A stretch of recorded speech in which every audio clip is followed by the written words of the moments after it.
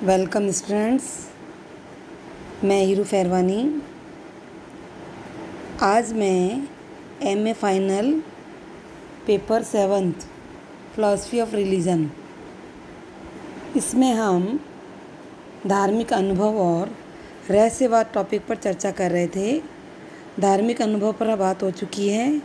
आज हम रहस्यवाद के स्वरूप और उसके वर्गीकरण पर चर्चा करेंगे। पिछले लेसन में हमने देखा था कि धार्मिक अनुभव में रहस्य का तत्व भी रहता है। क्यों रहता है कि क्योंकि जो एक धार्मिक व्यक्ति है, जो अपने आराध्य विषय यानी ईश्वर को जो मानने वाला है, वो उस ईश्वर को इस संसार की जितनी भी वस्तुएं हैं उससे अलग और रहस्यमय रूप में मानता है, और वो इस आराध्य विषय के स्वरूप को समझने में अपने आप को हमेशा असमर्थ पाता है। तो धार्मिक अनुभव की जो ये रहस्यवादिता है, ये ही रहस्यवाद के जन्म का कारण होती है। और ये रहस्यवाद जो है सभी विकसित धर्मों में भी पाया जाता है, जैसे हिंदू धर्म है, बौद्ध धर्म, इस्लाम, ईसाई धर्म, ये जितने भी उन्नत धर्म हैं, विकसित धर्म हैं, इनमें रहस्यवाद जो है लंबे समय से एक परंपरा के रूप में इस रहस्यवाद की जो झलक है इन धर्मों में हमें स्पष्ट रूप से दिखाई देती है। और इन धर्मों को मानने वाले जितने भी संत हैं वो सारे ही रहस्यवादी माने जाते हैं। उपनिषद है, योग से संबंधित साहित्य जितना भी है, बौद्ध दर्शन के जितने भी ग्रंथ हैं, सूफी साहित्य है या ईसाई धर्म के साहित्य हैं, इन सभी में हम अगर देखना चाहें तो हमें रहस्यवाद का उसमें वर्णन देखने को मिलता है। तो संसार के ये जितने भी विकसित धर्म हैं उनमें रहस्यवाद की जो ये व्यापकता है उसको ध्यान में रखते हुए धर्म के दार्शनिकों ने इसके स्वरूप और इससे संबंधित जितनी भी समस्याएं हैं उन पर उन्होंने विचार करना आवश्यक समझा। ठीक है, परंतु यहाँ एक कठिनाई ये भी है कि जो रहस्यवाद है वो विषय जो है बड़ा ही अस्पष्ट और विवादास्पद है। तो इसके संबंध में कोई निश्चित परिभाषा या कोई सर्वसम्मति से निश्चित रूप में हम कुछ भी नहीं कह सकते हैं। लगभग सभी रहस्यवादी जो हैं ये मानते हैं कि जो रहस्यवाद है वो मनुष्य के यानी हमारे सामान्य अनुभव से पूरी तरह से अलग और उसकी परिधि से परे है।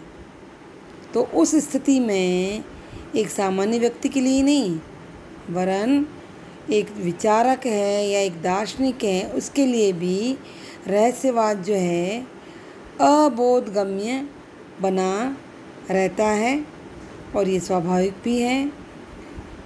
तो जो विषय हमारे अनुभव की परिधि से बाहर हैं उसके संबंध में हम निश्चयपूर्वक कुछ भी कहने का दावा नहीं कर सकते हैं। तो इसीलिए तो रहस्यवाद की जो कुछ विशेषताएं हैं, कुछ समस्याएं हैं, उनको स्पष्ट करने का आज हम यहाँ प्रयास करेंगे।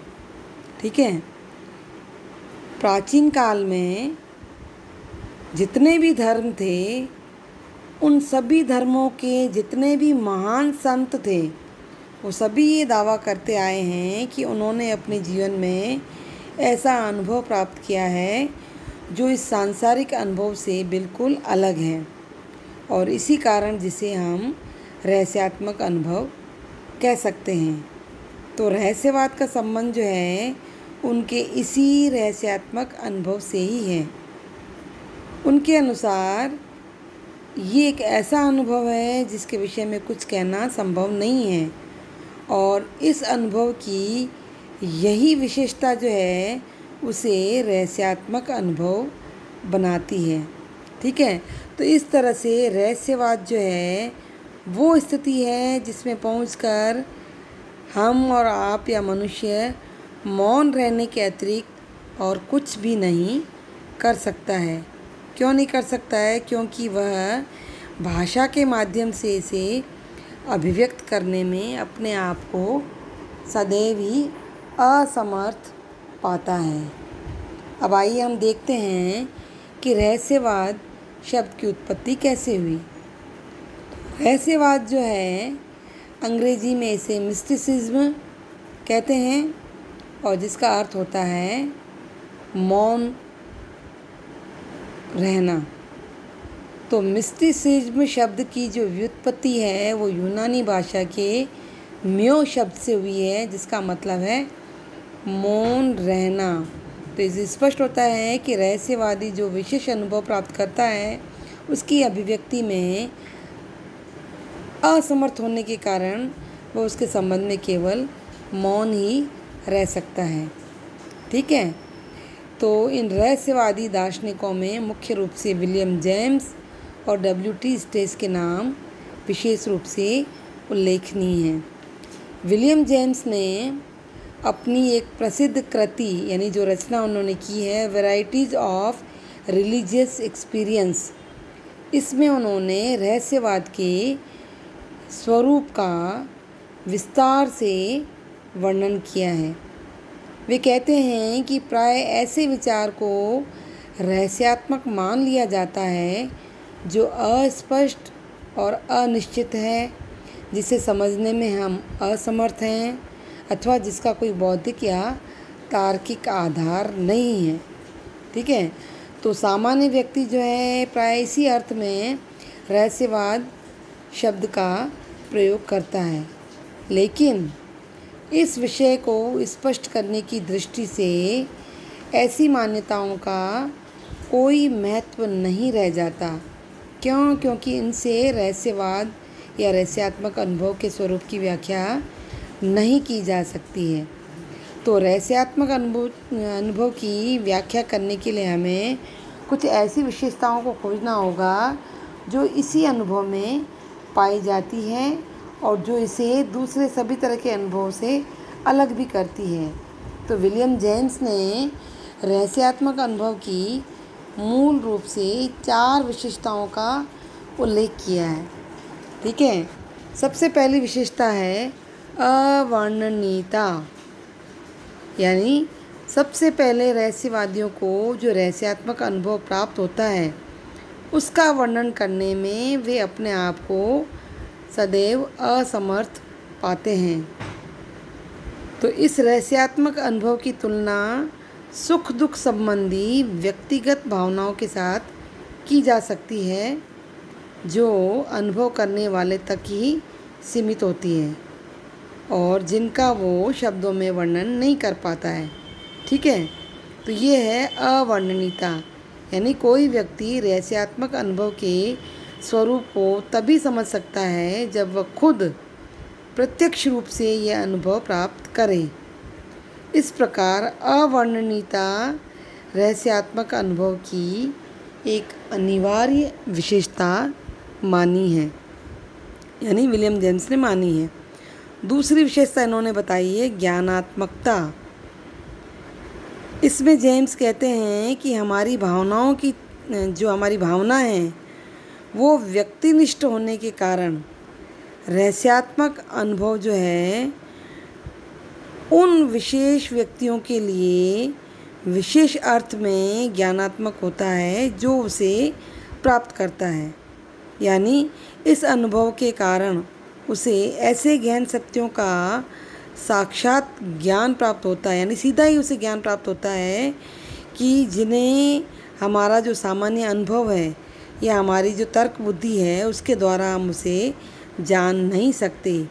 तो रहस्यवादियों के लिए यह साक्षात वर्णन पूरी तरह से प्रामाणिक होता है और उनके जीवन पर इसका बहुत गहरा प्रभाव भी पड़ता है। ठीक है, जैसे बहुत सारे रहस्यवादी जो ये अनुभव करते हैं कि ये पूरा जगत जो है ईश्वरमय है।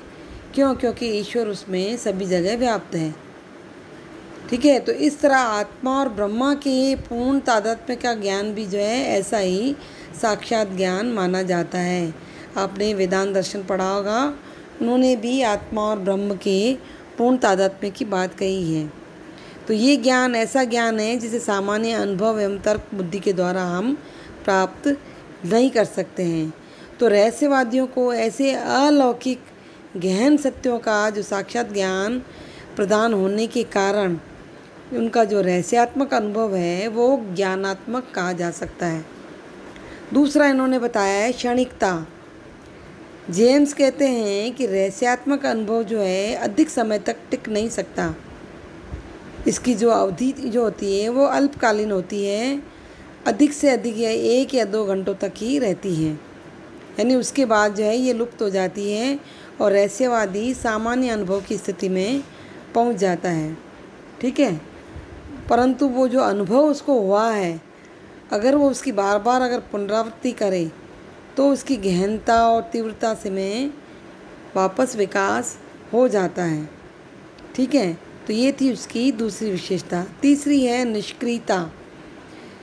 इसमें इन्होंने बताया है कि एक रहस्यवादी को ऐसा अनुभव होता है कि कोई महान अलौकिक शक्ति उसके संपूर्ण जीवन का संचालन कर रही है और वो अपनी इच्छा से कुछ भी करने में असमर्थ है। तो इस रहस्यात्मक अनुभव की अवधि में उसकी जो संकल्प शक्ति है वो निष्क्रिय हो जाती है और उस अवधि में उसका व्यक्तित्व जो है उसके सामान्य व्यक्तित्व से पूरी तरह अलग प्रकार का हो जाता है। परंतु वे कहते हैं कि इस रहस्यात्मक अनुभव की समाप्ति के बाद भी उसके मन में कुछ ऐसी स्मृतियाँ जरूर बनी रहती है और उसी कारण उसके व्यावहारिक जीवन पर भी इस अनुभव का गहरा प्रभाव पड़ता है। तो इसी कारण उसके व्यावहारिक जीवन पर जो ये गहरा प्रभाव पड़ा है तो उसके आंतरिक और बाह्य जीवन में वांछनीय परिवर्तन आ जाता है। ठीक है, तो इस प्रकार व्यावहारिक दृष्टि से भी रहस्यवादी के लिए इस अनुभव का जो है बहुत बड़ा महत्व है। तो संक्षेप में हम कह सकते हैं कि जेम्स ने जो ये विशेषताएं रहस्यात्मक अनुभव की बताई हैं, इनका हमारे जीवन में बहुत ही बड़ा महत्व है और इस अनुभव को एक विशेष प्रकार का अनुभव बना देता है और ये अनुभव जो है अन्य सभी अनुभव से हमें पृथक भी करता है। ठीक है, तो ये था रहस्यवाद का स्वरूप और उसका वर्गीकरण विलियम जेम्स के अनुसार। ठीक है, थैंक यू।